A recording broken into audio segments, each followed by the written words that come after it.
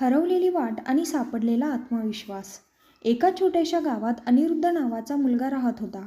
घरची परिस्थिती अत्यंत हलाखीची होती. वडील शेतकरी, पण निसर्गाच्या लहरीपणामुळे शेती कधी चालायची कधी नाही. आई गावात लोकांकडे काम करून घर चालवत होती. अनिरुद्ध हुशार होता, पण परिस्थितीमुळे त्याच्या स्वप्नावर नेहमीच प्रश्नचिन्ह लागलेले. शाळेत शिक्षक नेहमीच म्हणायचे, "अनिरुद्ध, तू खूप पुढे जाऊ शकतोस." पण घरी आल्यावर रिकाम्या भांड्याकडे पाहून त्याला वाटायचं, स्वप्न पाहण्याइतकी ऐपत तरी आहे का आपल्याकडे? 10वी उत्तीर्ण झाल्यावर आर्थिक अडचणींमुळे त्याला पुढचे शिक्षण थांबवावे लागले. तो गावातच एका किराणा दुकानात काम करू लागला.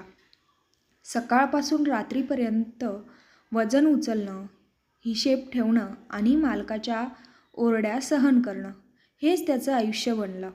एके दिवशी दुकानात एक वयस्कर माणूस आला. त्याच्या डोळ्यात विलक्षण शांतता होती. तो दररोज यायचा, पुस्तक वाचायचा आणि थोडा वेळ बसायचा. अनिरुद्धला कुतूहल वाटलं.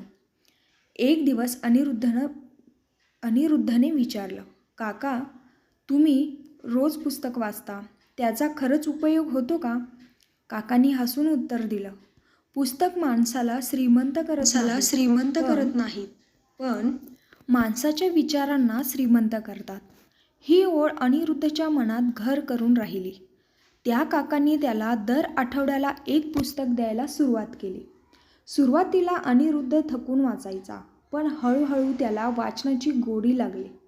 स्वामी विवेकानंद, डॉक्टर आंबेडकर, APJ अब्दुल कलाम यांच्या विचारांनी त्याचं आयुष्य बदलायला सुरुवात केली. त्याला जाणवलं, आपली परिस्थिती आपल्याला थांबवू शकत नाही, फक्त आपली मानसिकता थांबवते. त्याने पुन्हा शिक्षण सुरू करण्याचा निर्णय घेतला. सकाळी दुकानात काम, रात्री अभ्यास, हा दिनक्रम कठीण होता.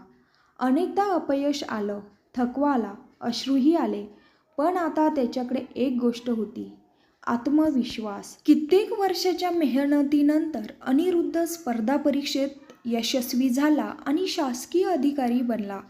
ज्या गावात कधी लोकांनी त्याच्यावर शंका घेतली होती, त्याच गावात आज लोक अभिमानाने म्हणू लागले, "हा आपलाच अनिरुद्ध." एकदा त्याच दुकानासमोरून जाताना तो थांबला. मालक अजूनही तसाच होता, दुकानही तसंच, पण अनिरुद्ध बदललेला होता.